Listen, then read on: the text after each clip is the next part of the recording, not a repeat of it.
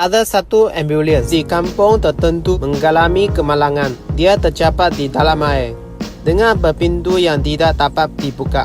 Lalu pengendara menghubungi tukang servis kunci. Lalu tukang kunci itu bergegas membuka pintu ambulans tersebut dan dia minta harga 300. Semua orang melihat dan menuntut tukang kunci itu tidak baik. Dan kemudian tukang kunci meminta maaf. Lalu dia mengembalikan uang 300 ke pengendara tersebut. Semua orang merasa tenang melihat keadaan ini.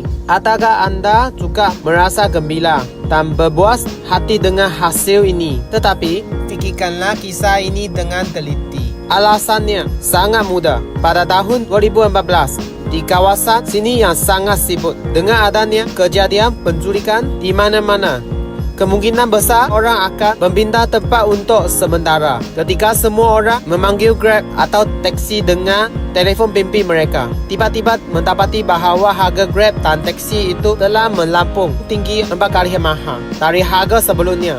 Tidak tahu malu ketika kekanasan berlaku dan yang menjadi 4 kali mahalnya.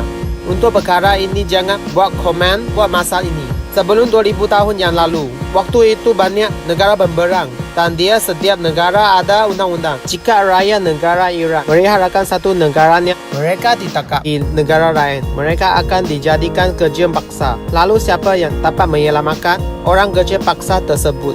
Anda akan diberikan hadiah dari negara Iran. Pada suatu hari, seseorang belajar guru yang hebat. Ahok menyelamatkan orang Cina dari negara Iran, tetapi Ahok tidak ingin diberikan hadiah.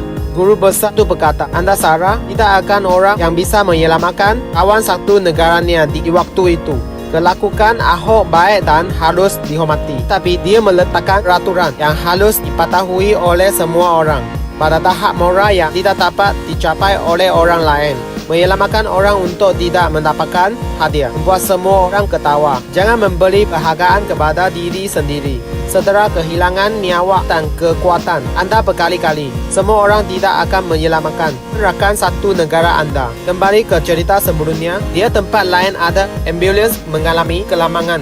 Kemudian memanggil tukang servis kunci tersebut. Lalu tukang kunci tersebut tidak memiliki waktu untuk datang. Tukang kunci yang ingin meminta bayaran uang tidak berani datang untuk menyelamatkan kendaraan yang tersekat di dalam air dengan pintu tidak dapat dibuka. Dengan adanya insiden kekerasan di Sydney, tidak ada Grab dan taksi yang mencukupi dan tidak banyak Grab taksi yang murah. Kami tidak dapat memberikan uang yang lebih untuk Grab dan taksi yang tamat dengan uang. Buku pemikiran mengatakan bahawa berbisnis itu kejam, tetapi mana terbesar adalah mengajar anda tentang jual beli. Berapa banyak uang yang dapat menyelesaikan masalah anda?